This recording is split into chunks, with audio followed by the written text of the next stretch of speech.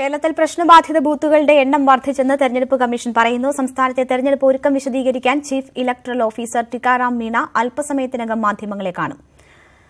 വിവരങ്ങളുമായി ഡൽഹിയിൽ നിന്ന് എം ഉണ്ണികൃഷ്ണൻ, തിരുവനന്തപുരത്ത് നിന്ന് ടി ജി സജിത്ത്, കോഴിക്കോട് നിന്ന് മുഹമ്മദ് ഷഹീദ്, കോട്ടയത്ത് നിന്ന് ജി ശ്രീജിത്ത്, ഒപ്പം മനു ഭരത് എന്നിവരും ചേരുന്നു. ആദ്യം ഉണ്ണിയിലേക്ക്. ഉണ്ണി, 11 മണിക്കാണ് സ്ക്രീനിംഗ് കമ്മിറ്റി യോഗം തുടങ്ങുമെന്ന് പറഞ്ഞിരുന്നത്. നേതാക്കൾ എത്തിയോ? ആരൊക്കെയാണ് പങ്കെടുക്കുന്നത്? ഇന്ന് ഒരു അന്തിമ ധാരണയുണ്ടാകുമോ?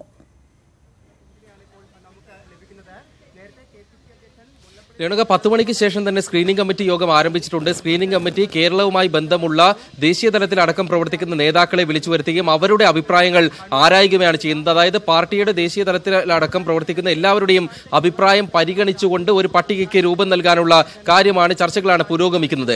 കേരളത്തിൽ നിന്നും ഉമ്മൻചാണ്ടിയും രമേശ് ചെന്നിത്തലയും മുല്ലപ്പള്ളി രാമചന്ദ്രനും ചർച്ചകളിലൂടെ തയ്യാറാക്കിയ ഒരു പ്രാഥമിക പട്ടിക സ്ക്രീനിംഗ് കമ്മിറ്റിയുടെ പരിഗണനയിലുണ്ട്. അതിന്മേലുള്ള ചർച്ചയും അതിലുള്ള അന്തിമ തീരുമാനവുമാണ് ഉണ്ടാവുക. എന്നാലും സ്ഥാനാർത്ഥികളുടെ പ്രഖ്യാപനം ഇന്ന് ഉണ്ടാവുകയില്ല. ഈ സാധ്യതാ പട്ടികയ്ക്ക് രൂപം നൽകി അതിലെ പേരുകൾ അവസാനമാക്കിക്കൊണ്ട് അത് കേന്ദ്ര തിരഞ്ഞെടുപ്പ് കമ്മിറ്റിയുടെ പരിഗണനയ്ക്കായി നൽകുകയാണ് ചെയ്യുക. വെള്ളിയാഴ്ചയോ ശനിയാഴ്ചയോ മാത്രമേ തിരഞ്ഞെടുപ്പ് കമ്മിറ്റി യോഗം ചേർന്നുകൊണ്ട് അന്തിമമായ സ്ഥാനാർത്ഥി പ്രഖ്യാപനം ഉണ്ടാകാൻ സാധ്യതയുള്ളൂ. ഏതായാലും നിലവിലുള്ള പേരുകളിൽ തന്നെ ചില ആശയക്കുഴപ്പങ്ങൾ നിലനിൽക്കുന്നുണ്ട്. ചില മണ്ഡലങ്ങളുടെ കാര്യത്തിൽ മാത്രമല്ല, മുതിർന്ന നേതാക്കൾ മത്സരിക്കുന്നതുമായി ബന്ധപ്പെട്ട് ഉമ്മൻചാണ്ടി, ഒപ്പം തന്നെ മുല്ലപ്പള്ളി രാമചന്ദ്രൻ എന്നിവരൊക്കെ മത്സരിക്കണമെന്ന ആവശ്യം ശക്തമാണ്. കെ സി വേണുഗോപാൽ ഇന്നലെ ആലപ്പുഴയിൽ മത്സരിക്കാനില്ല എന്ന് പറഞ്ഞിരുന്നു. രാവിലെ മുതൽ കെ സുധാകരൻ മത്സരിക്കാൻ അസൗകര്യം അറിയിച്ചിരുന്നു എന്ന വാർത്തകൾ വന്നതാണ്. എന്നാൽ അധികം തന്നെ വ്യക്തമാക്കിയത് അസൗകര്യം അറിയിച്ചിട്ടുണ്ടെങ്കിലും പാർട്ടി ആവശ്യപ്പെടുകയാണെങ്കിൽ മത്സരിക്കാൻ താൻ തയ്യാറാണ് എന്നുള്ളത് തന്നെയാണ്. അതിൽ നിന്ന് മനസ്സിലാക്കാൻ കഴിയുക കണ്ണൂരിൽ കെ സുധാകരൻ മത്സരിക്കുമെന്ന കാര്യം ഉറപ്പാണ്. എന്നാൽ ഉമ്മൻചാണ്ടിയുടെ കാര്യത്തിലാണ് തീരുമാനമാകാത്തത്. ഉമ്മൻചാണ്ടി ഇടുക്കി മണ്ഡലത്തിൽ മത്സരിക്കണമെന്ന ആവശ്യം ഉയർന്നിരുന്നു. മാത്രമല്ല, പത്തനംതിട്ടയിൽ ഉമ്മൻചാണ്ടി മത്സരിച്ച് ആന്റോ ആന്റണിയെ ഇടുക്കിയിലേക്ക് മാറ്റുക എന്നൊരു ആലോചന കൂടി വന്നതാണ്. ഈ സാഹചര്യത്തിൽ അദ്ദേഹത്തിന്റെ നിലപാട് വളരെ നിർണായകമാണ്. തുടക്കം മുതൽ തന്നെ അദ്ദേഹം മത്സര രംഗത്തേക്കില്ല എന്നാണ് വ്യക്തമാക്കുന്നത്. അല്പസമയം മുമ്പ് നമ്മളോട് സംസാരിച്ച സുധാകരൻ അടക്കമുള്ള നേതാക്കൾ പറയുന്നത് ഉമ്മൻചാണ്ടി MLA ആയതുകൊണ്ട് തന്നെ അദ്ദേഹം മത്സരിക്കണമോ എന്നത് അവസാന ഘട്ടത്തിൽ മാത്രം ഉയരുന്ന ഒരു വിഷയമാണ്. അക്കാര്യത്തിൽ ഹൈക്കമാൻഡാണ് തീരുമാനമെടുക്കേണ്ടത് എന്നുള്ളതാണ്.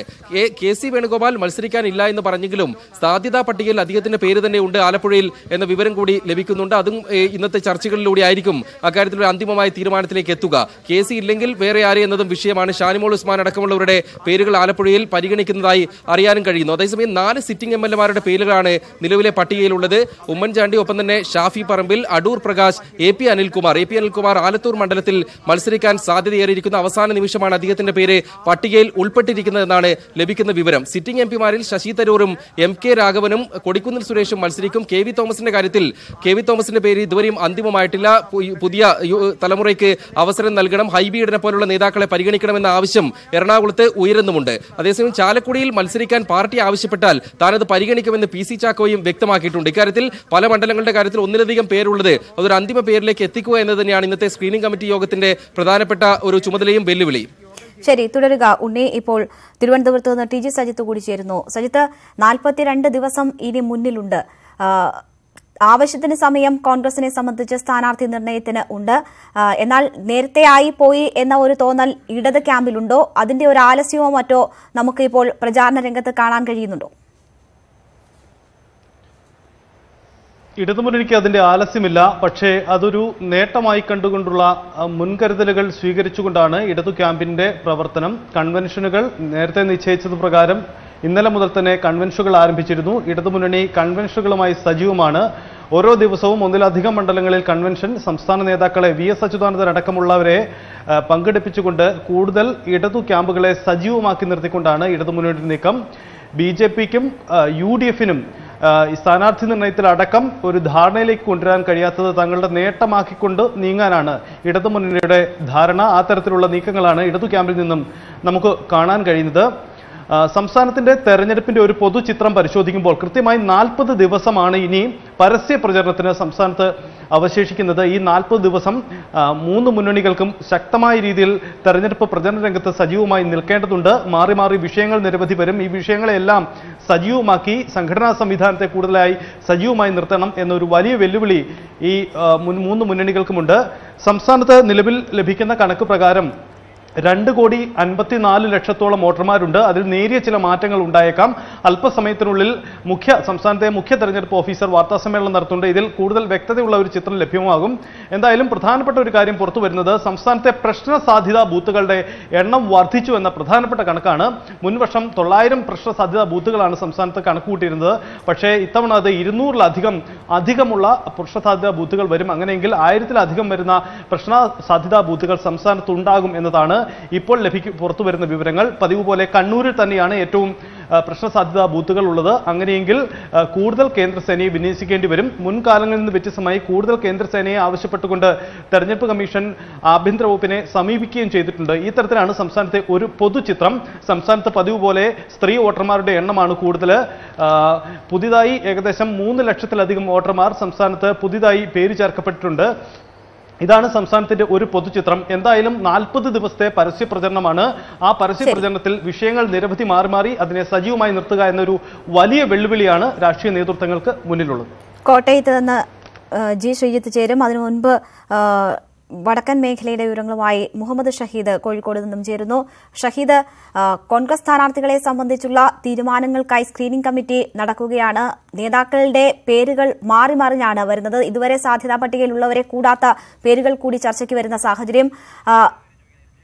ഒപ്പം അങ്ങനെ ഇടതുപക്ഷം സ്ഥാനാർത്ഥികളെ നിർത്തിയിട്ടുണ്ടെങ്കിൽ പോലും തങ്ങൾക്ക് എതിരാളികൾ ആര് എന്ന് അറിയാനുള്ള ആകാംക്ഷ കൂടി ഉണ്ടോ ഇടത് ക്യാമ്പിൽ? എങ്ങനെയാണ് ഈ ദിവസം പ്രചരണ പരിപാടികൾ നടക്കുന്നത്?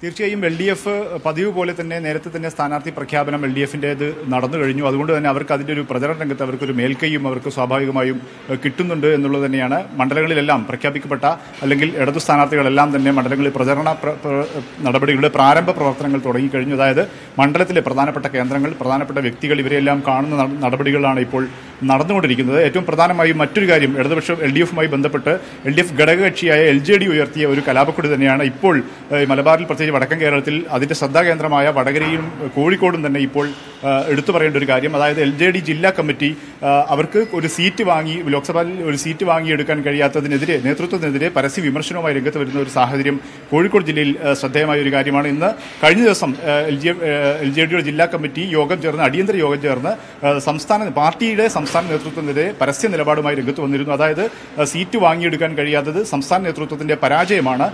ഇത് ഒരു സീറ്റ്, ലോക്സഭയിൽ ഒരു സീറ്റ് പാർട്ടിക്ക് നേരത്തെ മുന്നണി മാറുന്ന സമയത്ത് വാഗ്ദാനം ചെയ്യപ്പെട്ടതായിരുന്നു. ഇത് വാങ്ങിയെടുക്കുന്നതിൽ സംസ്ഥാന നേതൃത്വം പരാജയപ്പെട്ടു എന്ന് വീരേന്ദ്രകുമാറിനും ശ്രേയാംസ് കുമാറിനെതിരെ പരസ്യ നിലപാടുമായി രംഗത്ത് വന്നൊരു സാഹചര്യം ഉണ്ടായിരുന്നു. നമുക്കറിയാം, കോഴിക്കോടും പ്രത്യേകിച്ചും വടകരയിലും LJDക്ക് ശക്തി കേന്ദ്രമാണ്. മുന്നണി മാറ്റത്തിലൂടെ വന്ന LJD മുന്നണിയുടെ ഭാഗമായതിലൂടെ വന്ന വലിയൊരു വോട്ട് തങ്ങൾക്ക് അനുകൂലമായി വരികയും അത് പിടിച്ച് ജയിച്ചു കയറാൻ കഴിയുമെന്ന ഒരു പ്രതീക്ഷ തന്നെയാണ് CPM പ്രധാനമായും വടകരയിൽ. P. ജയരാജനാണ് CPMന്റെ LDFന്റെ സ്ഥാനാർത്ഥി. അതുകൊണ്ട് തന്നെ ആ തരത്തിൽ ജയരാജന്റെ വിജയം ഉറപ്പാക്കുന്നതിന് LJDയുടെ വോട്ട് പ്രധാനമാണ്. പക്ഷേ LJD ജില്ലാ ഘടകം ഈ ഒരു വലിയ ഒരു അസ്വാരസ്യം ഉയർത്തിയ സാഹചര്യത്തിൽ ഇന്ന് സംസ്ഥാന കമ്മിറ്റി യോഗം, LJDയുടെ സംസ്ഥാന കമ്മിറ്റി യോഗം ഉച്ചതിരിഞ്ഞ് ചേരുന്നുണ്ട്. ഈ യോഗത്തിൽ എന്തു തീരുമാനമുണ്ടാകും, അല്ലെങ്കിൽ അതിലുണ്ടാകുന്ന നിലപാടുകൾ വളരെ പ്രധാനപ്പെട്ടതായിരിക്കും. കാരണം മുന്നണി വിടുക ഉൾപ്പെടെയുള്ള കാര്യങ്ങളൊന്നും ഉണ്ടാവില്ല. കാരണം അടുത്തിടെയാണ് LDFന്റെ ഭാഗത്തേക്ക് LJD വന്നത്. പക്ഷേ എങ്കിൽ കൂടി ലോക്സഭാ തെരഞ്ഞെടുപ്പിൽ, നിർണായകമായ തെരഞ്ഞെടുപ്പിൽ LJDയുടെ മുഴുവൻ വോട്ടുകളും CPMന് ആവശ്യമുണ്ട്. ഈ വോട്ട് ലഭിക്കുമോ എന്നുള്ള കാര്യത്തിൽ ഒരു തീരുമാനമെടുക്കേണ്ടതുണ്ട്. ഏതായാലും സംസ്ഥാന നേതൃത്വം പറയുന്നത് അത്തരത്തിലുള്ള ഒരു അസ്വാരസ്യങ്ങളിലേക്ക് ഇപ്പോൾ വലിയ ഒരു പ്രതിസന്ധിയിലേക്ക് കാര്യങ്ങൾ നീങ്ങില്ല. കാരണം കൂടുതൽ നിയമസഭാ സീറ്റുകൾ നമുക്ക് ഉറപ്പ് നൽകിയിട്ടുണ്ട്. അതിൽ കൃത്യമായ ഒരു ധാരണ ഉണ്ടായിട്ടുണ്ട്. ഇതിന്റെ അടിസ്ഥാനത്തിലാണ് ലോക്സഭാ സീറ്റ് വേണ്ടെന്നൊരു നിലപാടിൽ, അല്ലെങ്കിൽ ലോക്സഭാ സീറ്റ് മുഴുവൻ 16 മണ്ഡലങ്ങളിൽ തങ്ങൾക്ക് മത്സരിക്കണമെന്ന CPM നിലപാട് LJD നേതൃത്വം അംഗീകരിച്ചത് എന്നുള്ള ഒരു വിശദീകരണമാണ് സംസ്ഥാന നേതൃത്വം നൽകുന്നത്. ഏതായാലും വലിയ രൂക്ഷമായ ഒരു നേതൃത്വത്തിനെതിരെയുള്ള വലിയൊരു വിമർശനം ഇന്ന് നടക്കുന്ന സംസ്ഥാന കമ്മിറ്റി യോഗത്തിൽ ഉണ്ടാകുമെന്നാണ് നമ്മൾ. അതിനപ്പുറം ഷഹീദ്, ഈ പരസ്യ വിമർശനം നടത്തിയ ജില്ലാ പ്രസിഡന്റിനെതിരെ നടപടിയോ വിശദീകരണമോ അതിനുള്ള സാധ്യതകളുണ്ടോ?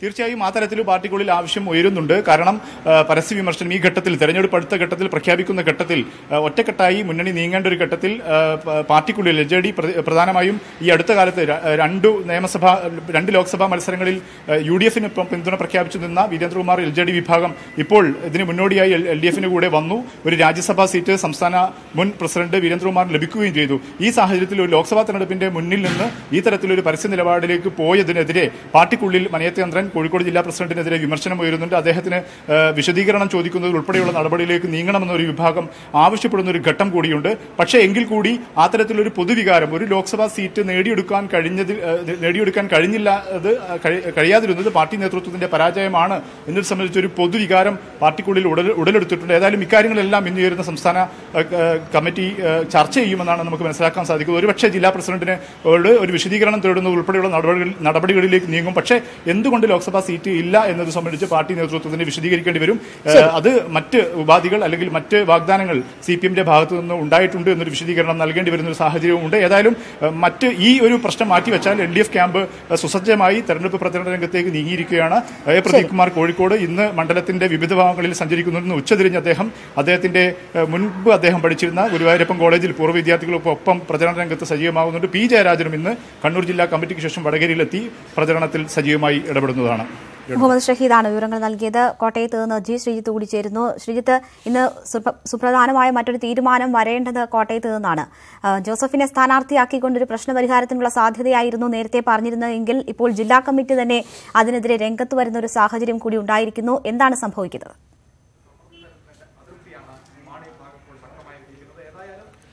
രേണുക, തീർച്ചയായും സണ്ണി തെക്കേടം കേരള കോൺഗ്രസ് എമ്മിന്റെ ജില്ലാ അധ്യക്ഷനാണ് പരസ്യ പ്രതികരണവുമായി രംഗത്തെത്തിയിരിക്കുന്നത്. P. J. ജോസഫിനെ സ്ഥാനാർത്ഥിയാക്കുന്നതിനെതിരെ പാർട്ടിക്കുള്ളിൽ അതൃപ്തിയുണ്ട്. അതായത് ജോസഫിനെ സ്ഥാനാർത്ഥിയാക്കുന്നു എന്നതിനപ്പുറത്തേക്ക് മാണി വിഭാഗത്തിലുള്ളവർ തന്നെ കോട്ടയത്തെ സ്ഥാനാർത്ഥിയാകണമെന്ന പ്രവർത്തകരുടെ വികാരമാണ് അദ്ദേഹം ചൂണ്ടിക്കാണിച്ചത്. അത് K. മാണിയെ അറിയിക്കും. MLA-മാർ മത്സരിക്കേണ്ടതില്ല എന്നും അദ്ദേഹം പറയുന്നു. മറ്റുള്ളവർക്കും വിജയസാധ്യതയുണ്ട് എന്ന നിലപാടാണ് സണ്ണി തെക്കേടം ചൂണ്ടിക്കാണിക്കുന്നത്. അതായത് കേരള കോൺഗ്രസ് എമ്മിലുണ്ടായ ഒരു അതൃപ്തി തന്നെയാണ് സണ്ണി തെക്കേടം കൃത്യമായി ചൂണ്ടിക്കാണിക്കുന്നത്. പക്ഷേ ഈ അതൃപ്തി ഒരുപക്ഷെ P. J. ജോസഫിന്റെ സമ്മർദ്ദത്തെ അല്ലെങ്കിൽ P. J. ജോസഫിന്റെ ഒരു ആവശ്യത്തെ മറികടക്കത്തക്കവണ്ണം അത്രയും ശക്തമാണ് എന്ന് ഈ നിമിഷം കരുതാൻ വയ്യ. കാരണം കേവലം P. J. ജോസഫിന്റെ ഒരു ആവശ്യം എന്നതിന് ഉപരി UDF നേതാക്കൾ കൂടി ഇടപെട്ട വിഷയമാണ്, കോൺഗ്രസ് നേതാക്കൾ ഇടപെട്ട വിഷയമാണ്. അതുകൊണ്ട് തന്നെ ജോസഫിന്റെ സ്ഥാനാർത്ഥിത്വത്തിന് അപ്പുറത്തേക്ക് മറ്റെന്തെങ്കിലും സംഭവിക്കുമെന്ന് ഈ നിമിഷവും കരുതാൻ വയ്യ. അതല്ലെങ്കിൽ കൂടുതൽ അത്തരത്തിൽ പരസ്യ പ്രതികരണങ്ങളോ പ്രതിഷേധങ്ങളോ ഉണ്ടാകണം അത്തരത്തിലൊരു ചിന്തയിലേക്ക് K. മാണിയെ എത്തിക്കാൻ. അങ്ങനെ എത്തിയാൽ പാർട്ടി പിളർപ്പിലേക്ക് പോകുന്ന സാഹചര്യം ഉണ്ടാകും. അതൊന്നും ഇപ്പോൾ താങ്ങാനാകുന്ന സ്ഥിതിവിശേഷമല്ല രാഷ്ട്രീയമായി കേരള കോൺഗ്രസ് എമ്മിനെ സംബന്ധിച്ച് കോട്ടയത്തുള്ളത്. എന്തായാലും K. M. മാണിയുമായി നേതാക്കളെത്തി ആശയവിനിമയം തുടങ്ങിയിരിക്കുന്നു. ആദ്യം കോട്ടയം ജില്ലാ പ്രസിഡന്റ് തന്നെയാണ് എത്തിയിരിക്കുന്നത്. ഉച്ചയ്ക്കും വിവിധ നേതാക്കൾ എത്തിച്ചേരും, തങ്ങളുടെ നിലപാടുകൾ അറിയിക്കും. K. മാണി വിളിപ്പിച്ചതനുസരിച്ചാണ് ഇവരൊക്കെയും എത്തിച്ചേരുന്നത്. ഇന്ന് തന്നെ പ്രഖ്യാപനം ഉണ്ടാകുമെന്ന സൂചനയാണ് മാണി ഗ്രൂപ്പ് നേതാക്കളുടെ ഭാഗത്ത് നിന്ന് ഉണ്ടാകുന്നത്. അതൊരുപക്ഷെ വാർത്താക്കുറിപ്പ് മാത്രമായിരിക്കും ഉണ്ടാകുക എന്ന സൂചനയും ഇപ്പോൾ ഈ നേതാക്കൾ നൽകുന്നുണ്ട്. എന്തായാലും കേരള കോൺഗ്രസ് എമ്മിൽ ഇത്തരത്തിലുള്ള ചില എതിർപ്പുകൾ വരുന്നെങ്കിലും ചർച്ചകൾ തുടരുകയാണ്. ജോസഫിലേക്ക് തന്നെ കാര്യങ്ങൾ പോകുന്നു എന്ന് തന്നെ നമുക്ക് ഇപ്പോഴും അങ്ങനെ മാത്രമേ കരുതാനാകൂ. രേണുക, ഇപ്പോൾ മുഹമ്മദ് ഷഹീദ് വീണ്ടും നമുക്കൊപ്പം ചേരുകയാണ്. അദ്ദേഹത്തോടൊപ്പം ഷെയ്ഖ് P. ഹാരിസ് കൂടി ഉണ്ട്. ഇപ്പോഴത്തെ സാഹചര്യങ്ങളെ സംബന്ധിച്ച് പറയും. ഷഹീദ്,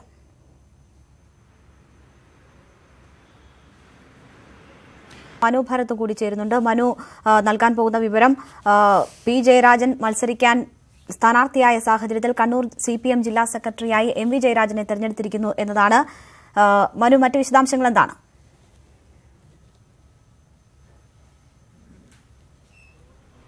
രേണുക, MV ജയരാജനെ പുതിയ ജില്ലാ സെക്രട്ടറിയുടെ ചുമതല നൽകിയിരിക്കുന്നു എന്ന് ഏറ്റവും പുതിയ വിവരം പുറത്തു വന്നിരിക്കുന്നു. നേരത്തെ തന്നെ അത്തരത്തിൽ ഇത് സംബന്ധിച്ചുള്ള സൂചനകൾ ഉണ്ടായിരുന്നു. MV ജയരാജൻ തന്നെയായിരിക്കും കണ്ണൂർ ജില്ലാ സെക്രട്ടറിയുടെ ചുമതല വഹിക്കുക എന്നും വ്യക്തമായിരുന്നു. ഈ ഘട്ടത്തിലാണ് ഇന്ന് ചേർന്ന യോഗം ഇത്തരത്തിൽ ഒരു തീരുമാനം സ്വീകരിച്ചിരിക്കുന്നത്. ഒപ്പം തന്നെ P. ശശി ഈ യോഗത്തിൽ പങ്കെടുക്കുന്നു. ഈ ജില്ലാ കമ്മിറ്റിയിലേക്ക് അദ്ദേഹം തെരഞ്ഞെടുക്കപ്പെട്ടതിന് ശേഷം നടക്കുന്ന ആദ്യ യോഗം ആണ് നടക്കുന്നത്. തെരഞ്ഞെടുപ്പിനെ സംബന്ധിച്ചുള്ള വലിയ തോതിലുള്ള ചർച്ചകൾ ഈ യോഗത്തിൽ പുരോഗമിച്ചുകൊണ്ടിരിക്കുന്നു. കാരണം ഇത് കണ്ണൂർ എന്ന് സംബന്ധിക്കുമ്പോൾ അത് K. സുധാകരൻ തന്നെ കോൺഗ്രസ് പാളയത്തിൽ നിന്ന് സ്ഥാനാർത്ഥിയായി വരും എന്നൊരു പ്രതീക്ഷയിൽ തന്നെയാണ് ഇടതുപക്ഷം ഉള്ളത്. മാത്രവുമല്ല, അത്തരത്തിൽ ഒരു സമ്മർദ്ദം അദ്ദേഹത്തിന് പുറത്തുണ്ടാകും എന്നുമുള്ള ഒരു പൊതു വിലയിരുത്തലുമുണ്ട്. അതുകൊണ്ട് തന്നെ വാശിയേറിയൊരു മത്സരം കണ്ണൂരിലുണ്ടാകും. വടകരയും CPM-നെ സംബന്ധിച്ചിടത്തോളം ഏറ്റവും ഒരു അഭിമാന പോരാട്ടം നടത്തേണ്ട ഒരു മണ്ഡലം തന്നെയാണ്. കാരണം P. ജയരാജൻ്റെ വിജയം ഉറപ്പാക്കാനുള്ള ഒരു അല്ലെങ്കിൽ അത്തരത്തിൽ അദ്ദേഹത്തിൻ്റെ മികച്ച ഒരു പ്രകടനം ഉറപ്പാക്കാനുള്ള ഒരു ശ്രമം CPM-ൻ്റെ ഭാഗത്തുനിന്ന് ഉണ്ടാകണമെന്ന ഒരു നിലപാടും ഉണ്ട്. അതുകൊണ്ട് തന്നെ ഈ സംബന്ധിച്ചുള്ള വിഷയങ്ങൾ, ഈ രണ്ട് സ്ഥാനാർത്ഥികളെ സംബന്ധിച്ചുള്ള വിഷയങ്ങൾ വലിയ തോതിൽ ഇന്ന് ഈ CPM-DC-യിൽ ചർച്ചയാകുന്നു. ഇതിനുശേഷം സ്ഥാനാർത്ഥികൾ അവരുടെ പ്രചരണ രംഗത്തും സുശക്തമായി തുടരും. നേരത്തെ തന്നെ സ്ഥാനാർത്ഥികളെ പ്രഖ്യാപിക്കാൻ കഴിഞ്ഞു എന്നത് ഒരു വലിയ മേൽക്കൈയായി ആണ് CPM നേതൃത്വം വിലയിരുത്തുന്നത്. അതുകൊണ്ട് തന്നെ ആദ്യഘട്ടത്തിൽ കോൺഗ്രസും അതല്ലെങ്കിൽ UDF-ഉം BJP-യും സ്ഥാനാർത്ഥികളെ പ്രഖ്യാപിക്കുന്നതിന് മുൻപ് തന്നെ കൂടുതൽ പരമാവധി വോട്ടർമാരിലേക്ക് എത്താനും അത്തരത്തിൽ അവർക്കിടയിൽ പ്രത്യേകിച്ച് സ്ത്രീകൾക്കിടയിലൊക്കെ ഒരു സ്വാധീനം ഉറപ്പിക്കാനും കഴിയും എന്നൊരു പ്രതീക്ഷയാണ്. അതുകൊണ്ട് തന്നെ വളരെ പെട്ടെന്ന് തന്നെ സ്ഥാനാർത്ഥികൾ പ്രചരണ രംഗത്ത് ആദ്യ ദിവസങ്ങളിൽ സജീവമാകാനുള്ള ഒരു തീരുമാനമാണ് പ്രധാനമായും എടുക്കുന്നത്. ഇതോടൊപ്പം തന്നെ മറ്റ് സ്ഥാനാർത്ഥികളുടെ പ്രഖ്യാപനം ഇന്നോ അല്ലെങ്കിൽ നാളെയോ ഒക്കെ ആയി തന്നെ ഉണ്ടാകും എന്നാണ് പൊതുവെ വിലയിരുത്തപ്പെടുന്നത്. BJP-യിൽ നിന്ന് CK പത്മനാഭനായിരിക്കും സ്ഥാനാർത്ഥി എന്നാണ് പൊതുപ്രതീക്ഷ. ഏതായാലും കണ്ണൂരിൽ ഒരു വാശിയേറിയ ഒരു മത്സരത്തിനുള്ള സാധ്യത തന്നെ തെളിഞ്ഞു വരുന്നതിന്റെ ഒരു ചിത്രമാണ്. കെ സുധാകരൻ മത്സരിക്കാനില്ല എന്ന തരത്തിലുള്ള വാർത്തകൾ അത് അദ്ദേഹം തന്നെ നിഷേധിക്കുകയാണ്. താൻ ബാധ്യസ്ഥനാണ് മത്സരിക്കാനെന്ന് എന്ന് അദ്ദേഹം മാധ്യമങ്ങളോട് തുറന്നു തന്നെ പറഞ്ഞിരിക്കുന്നു. നിങ്ങൾ ആ വാർത്ത തിരുത്തണം എന്നതാണ് അദ്ദേഹം ആവശ്യപ്പെട്ടിരിക്കുന്നത്. അതുകൊണ്ട് തന്നെ കെ സുധാകരൻ തന്നെ കോൺഗ്രസിന്റെ സ്ഥാനാർത്ഥിയായി എത്തുമെന്ന പ്രതീക്ഷയാണോ ഉള്ളത്?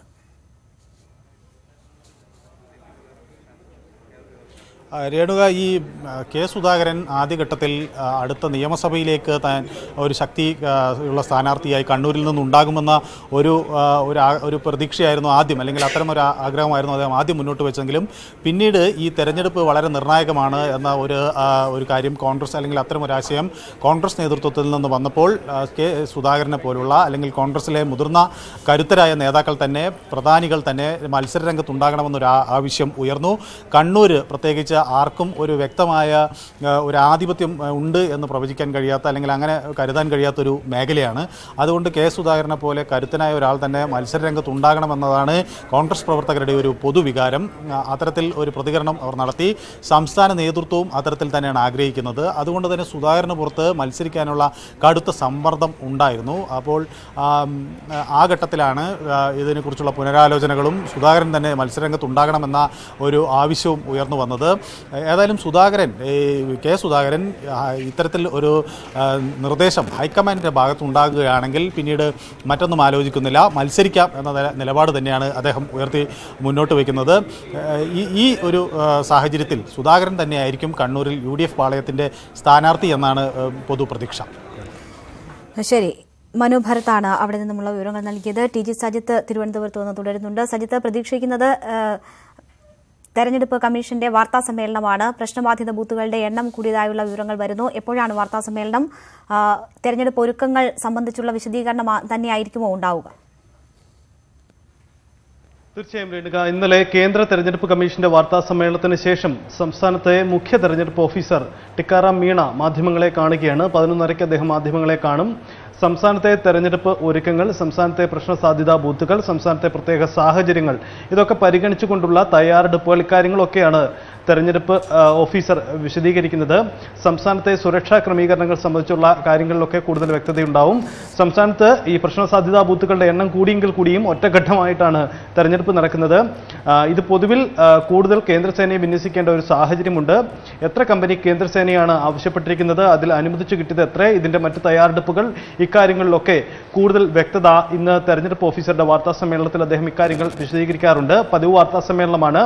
നേരത്തെയും തെരഞ്ഞെടുപ്പ് കേന്ദ്ര തെരഞ്ഞെടുപ്പ് കമ്മീഷൻ തെരഞ്ഞെടുപ്പ് പ്രഖ്യാപിച്ചതിന് ശേഷം തൊട്ടു പിന്നാലെ തന്നെ സംസ്ഥാനത്തെ മുഖ്യ തെരഞ്ഞെടുപ്പ് ഓഫീസർ മാധ്യമങ്ങളെ കാണാറുണ്ട്. അത്തരം പതിവ് രീതിയാണ് ഇത്തവണയും തുടരുന്നത്. അതിന്റെ വിശദാംശങ്ങൾ, അതിലെ കൂടുതൽ ഉള്ളടക്കങ്ങൾ നമുക്ക് അല്പസമയത്തിനുള്ളിൽ തന്നെ വ്യക്തമാകും. എന്തായാലും സംസ്ഥാനത്തെ ഒരു പൊതുചിത്രം, ഏകദേശം 2.5 കോടിയോളം വരുന്ന വോട്ടർമാരാണ് സംസ്ഥാനത്ത് ഉണ്ടാവുക. ഇതിൽ പ്രശ്ന സാധ്യതാ ബൂത്തുകളുടെ എണ്ണം കൂടിയിട്ടുണ്ട്. ഈ അന്തിമ വോട്ടർ പട്ടികയിൽ നേരിയ മാറ്റങ്ങൾ ഉണ്ടാവാം. കാരണം ഇനിയും വോട്ടർമാരെ ചേർക്കാനുള്ള അവസരമുള്ളതിനാൽ തന്നെ അതിൽ നേരിയ ചില മാറ്റങ്ങൾ ഉണ്ടാവാം. എന്തായാലും സംസ്ഥാനത്തെ ഒരു പൊതുചിത്രം ഇങ്ങനെയാണ്. പ്രശ്ന സാധ്യതാ ബൂത്തുകളുടെ എണ്ണം കൂടി, അത് കണ്ണൂരാണ് കൂടുതൽ.